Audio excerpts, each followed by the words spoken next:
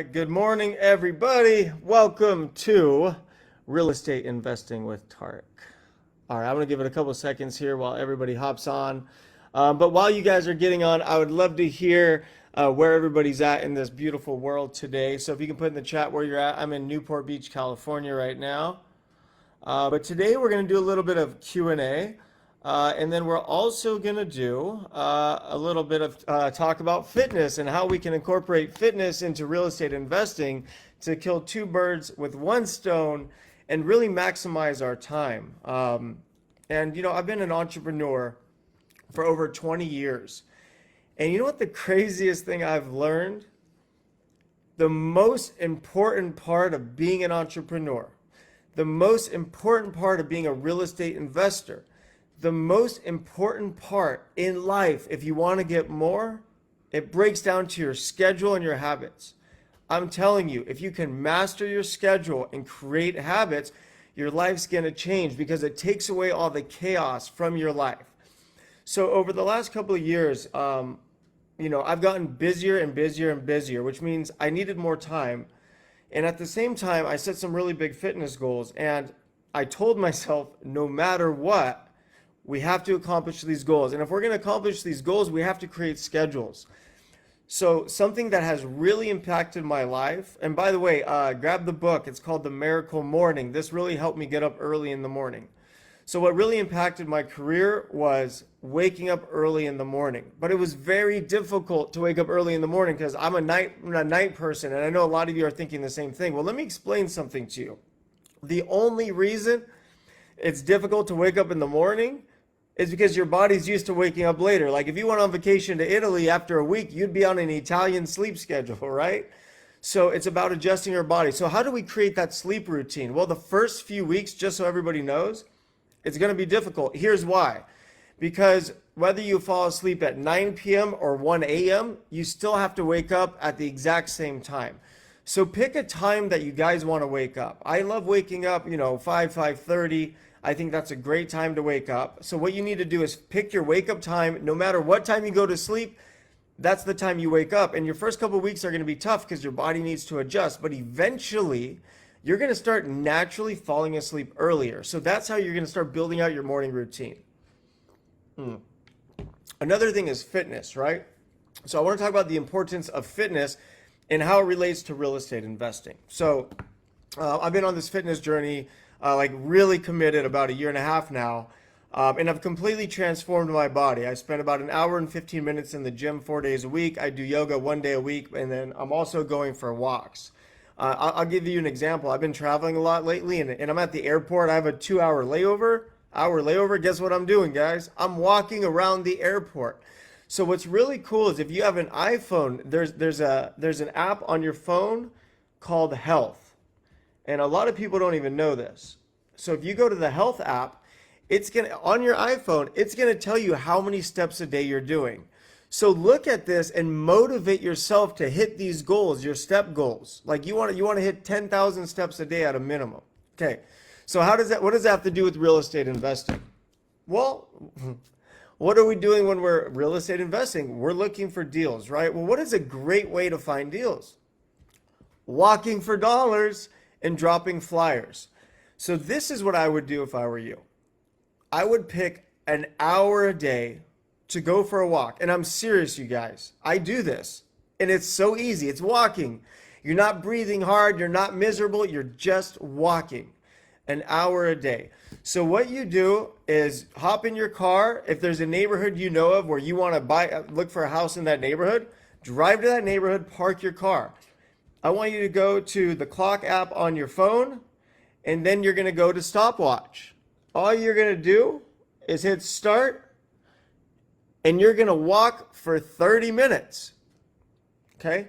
As soon as it hits 30 minutes, wherever you are, you're going to turn around and walk back to where you started. That way you always end up in the same spot about 1 hour in.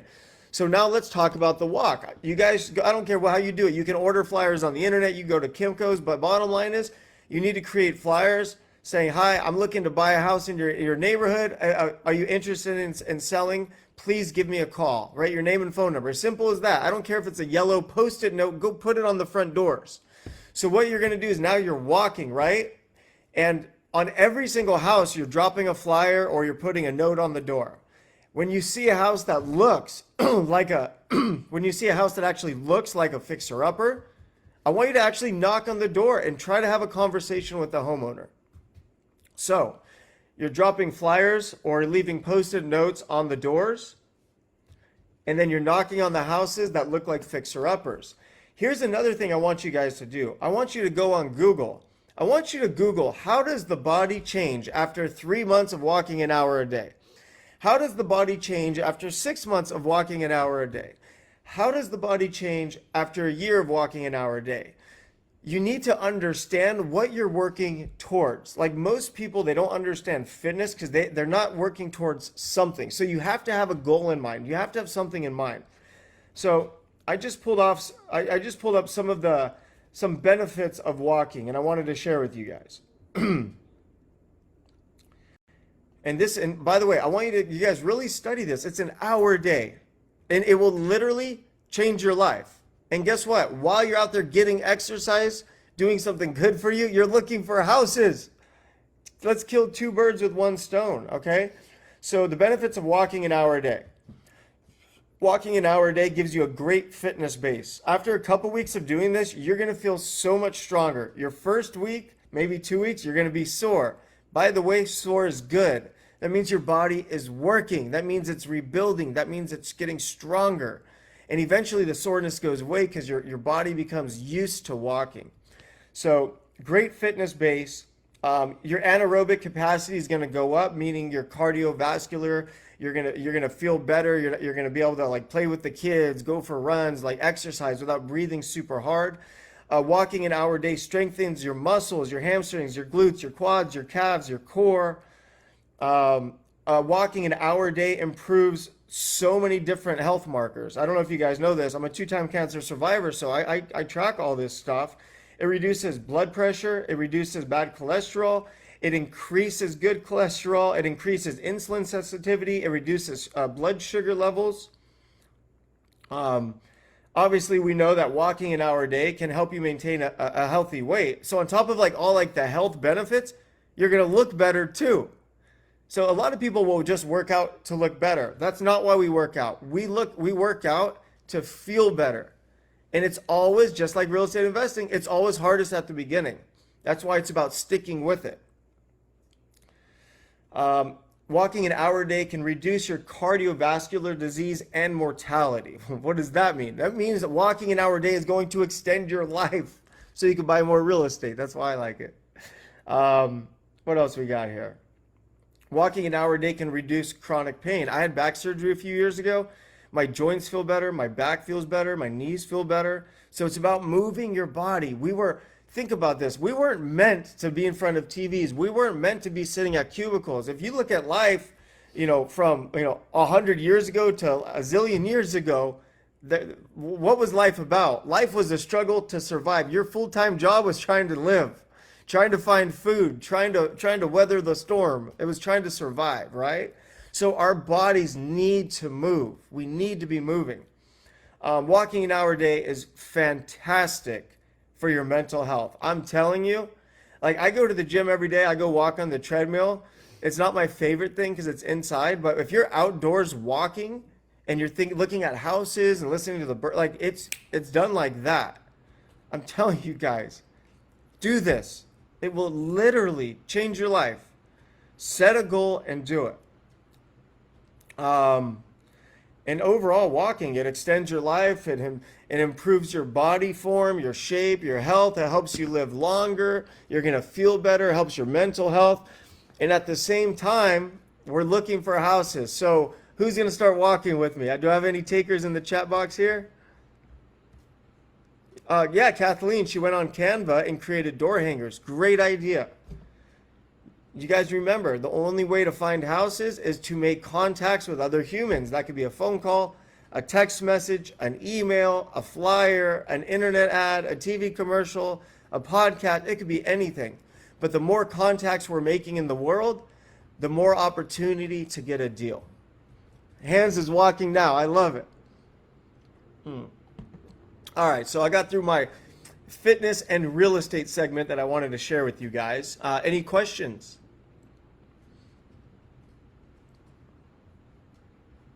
And the number one thing, because I've struggled with weight my whole life, the number one thing, you guys, is diet.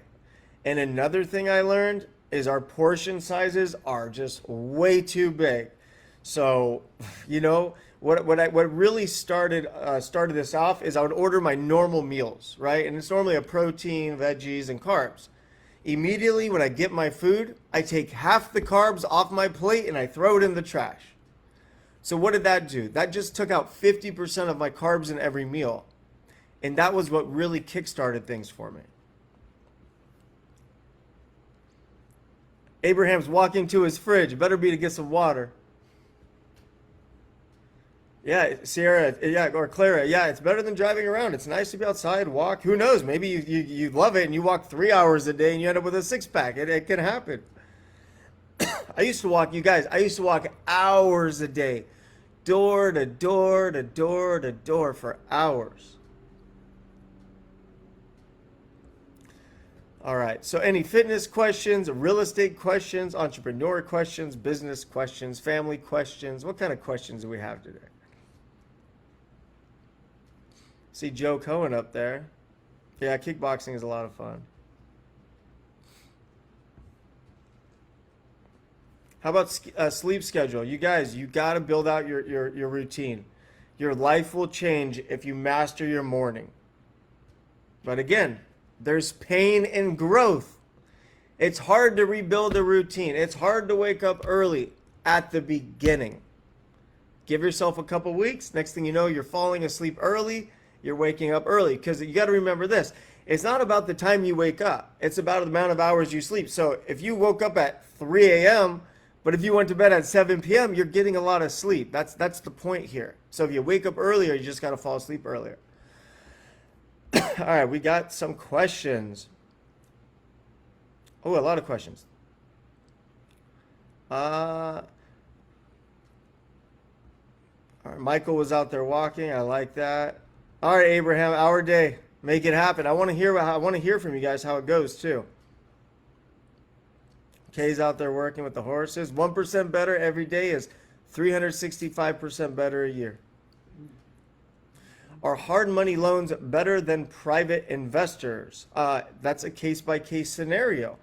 Depends on what the private investor wants. Now, if the private investor says they'll fund your entire project, but they want half the profit, a hard money loan might be a better solution. But if you don't have the money for the down and the construction on the hard money loan, then go with the private investor that wants half.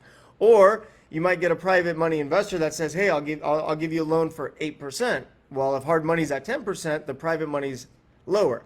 So it all depends on the cost. So all of these items are negotiable. How did you keep your mindset in check when scarcity comes in? That's from Ash. Ash, I'm a guy who's just kind of always put myself in situations to where, like, if I failed or if what I was doing didn't work, like, game over. I was done. Meaning, I had to do whatever it would take to make it work. Like, when I dropped out of college, I was sitting in a stadium classroom. It was 7 o'clock at night.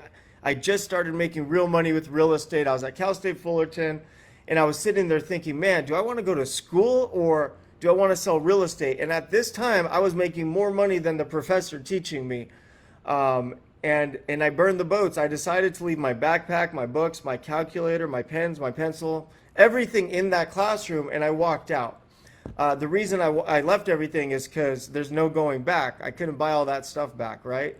So it's just about, you got to go for it. Like your life, Ash, like your life depends on it. That's how you keep your mindset in check. Your life depends on your success. That's how you got to look at it. And you got to do whatever it takes to survive. Alina, do you think in today's market it's better to go after on or off-market deals? Off-market deals are substantially better. Yeah.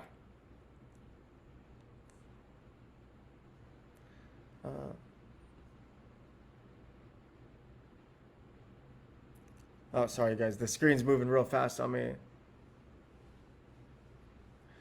Where do you find most of your real estate deals that really pan out and go into escrow? It's very simple, guys. This is not a hard business. This is exactly what I teach at Homeschool. So, deals, they come from agent outreach. We call agents, we email agents, we text agents. Deals come from digital marketing. We have Facebook ads, Instagram ads, and Google ads that are always running, which generate leads. We had TV commercials going, we had radio ads going, but right now we're only doing digital marketing, outbound prospecting, and print mailing. Those are the three that we're doing right now. Michael, are you finding more deals now that the prices are dropping?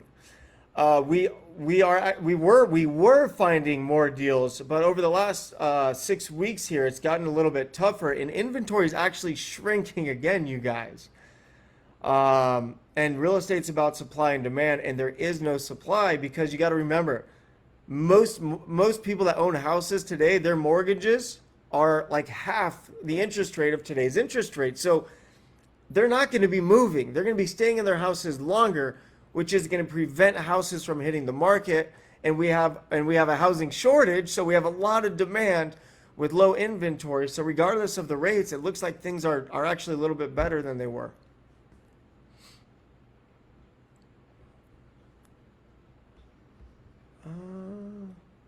Wes, were you not on last night? We announced it last night. The next live event is going to be at the Targ Buys Houses office.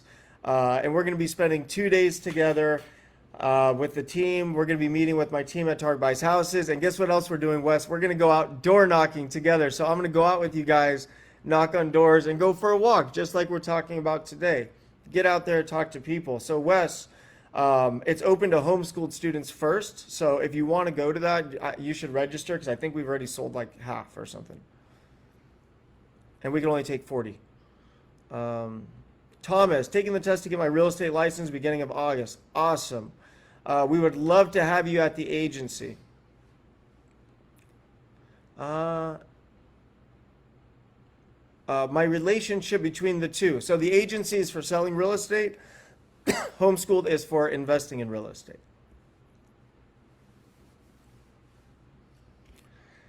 Alina, what is the difference? What is the difference between inspection contingency and inspection for informational purposes? I have never heard inspection for informational purposes, so I don't know if that's an out of California thing, but I have never heard of that. Clara, would you buy a FSBO who claims that his private money lender passed away more than 15 years? He does not need to pay the loan back.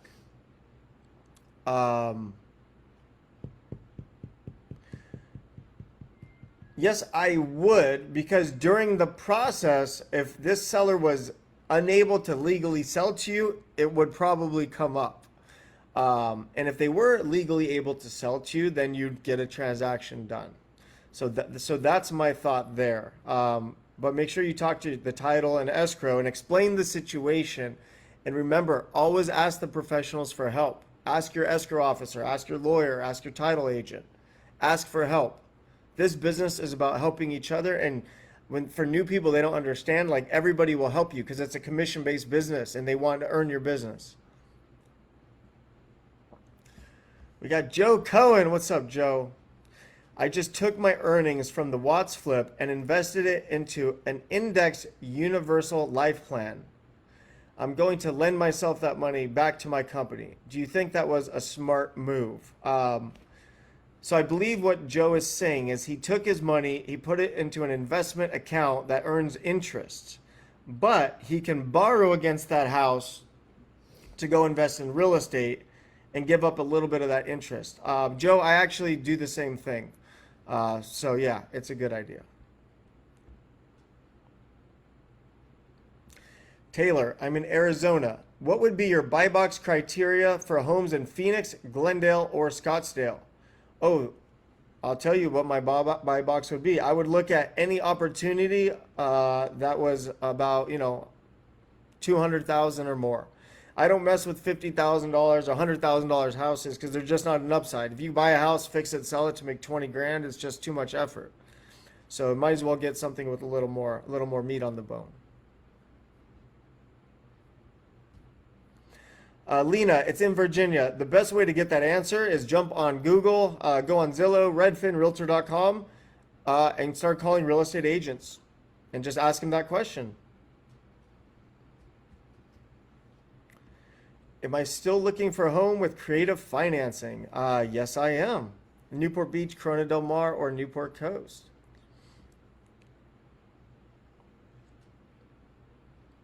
Alicia, I'm taking my real estate exam at the end of July. Okay, awesome. Would love to join the agency for your mentorship and community. Is it okay that I'm in Ohio? Absolutely. We got about 1,300 agents in our organization all across the country. It's a fantastic community, so we would love to have you. Are all EXP agents part of the agency? No. So EXP has 88,000 agents. Of those 88,000 agents, I have about 1,300. Kathleen, we just had an awesome meeting with EXP here in Florida to educate realtors on our business model. Great. I love that. Yeah, Kathleen, it's important to teach realtors what you're looking for so they can go out there and help you find them.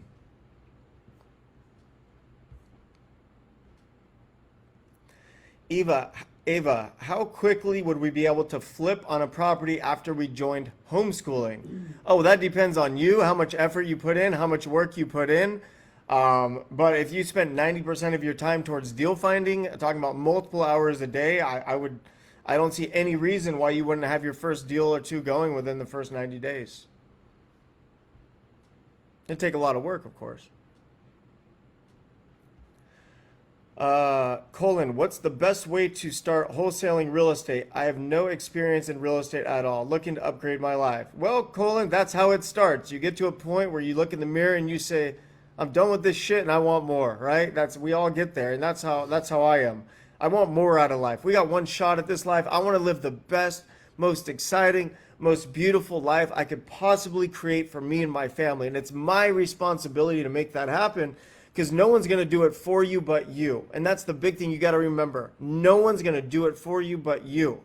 So the best way to start wholesaling, Colin, it's very, very simple. You need to learn what to do. So if I were you, I would join Homeschooled. I'd get on with coaching calls with me. I'd join the program. I'd go to the student center. I'd get a coach. And then I would spend 90% of my time looking for deals. So if you have no money, I would cold call the right people. I would text message the right people. I would knock on the right doors. I would network with the right realtors. And it's about generating opportunities. So if you do all these things and then you get 30 houses sent to you, you look through 30 houses and 29 might be junk, they might not work, but you only need one, right? So we need opportunities coming in to review. And then if you don't know how to review, well, we have Thursday night deal review where we review the deal with you to give you our opinion on it. And then also, if you're in the program, you can just schedule a coaching call and your coach will review the entire deal with you and help you put together an offer. So that's what I would do.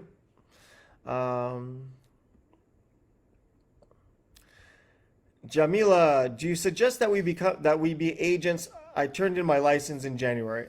There is a huge advantage to being a real estate agent because you get access to the MLS. You can see the property details faster. But you do have more liability, so you just have to make sure you're disclosing the fact that you are an agent. But I do love the fact that I have a real estate license and I'm a house flipper. Alina, what are the steps after putting an unmarketed deal under contract? Well, you got one more step. You got to find a buyer. Okay, Laura. I want to buy properties outside of California. How do you find someone to be boots on the ground to oversee that deal or rehab, or do you go in person? Laura, so it's really simple. You got to remember, the real estate industry is a commissioned industry, meaning people get paid when they perform, meaning they want to help you in hopes to get a commission. So if you want to buy a property out of state, if I wanted to buy property in Nevada, first thing I would do is I would Google who are the top real estate agents in Nevada. Then I would find out who the agents are. Then I'd call the agents. I'd interview them. Well, I'm an investor here in California. I'm looking to start buying in the Denver market. Do you have a couple minutes to talk? Yeah, what do you got? Well, how's the market doing right now? What do you think's going to happen in the next 6 months? How long have you been in real estate? How many houses do you sell? Do you work with investors? Do you know any contractors? Laura, that's it. It's just doing research, you guys. Everything is at your fingertips with the internet. So call real estate agents, call property managers, call hard money lenders, call contractors. You see what I'm saying? It's all there. It's just about going through the process. Okay. All right, guys. Well, today was fun. I have to get going. I got to get ready for the day. I hope today was helpful. Like I said, I'm a big fan of exercise. And there's just so many physical and mental benefits to exercise that's really going to kickstart your real estate career. And at the same time, if you're out there an hour a day dropping flyers, dropping notes, putting out door hangers after a year, I think there's a very good chance you might get a deal. So get out there, knock on doors, drop those flyers. We got one life. Make it happen. Don't forget. And I'll see you guys next time.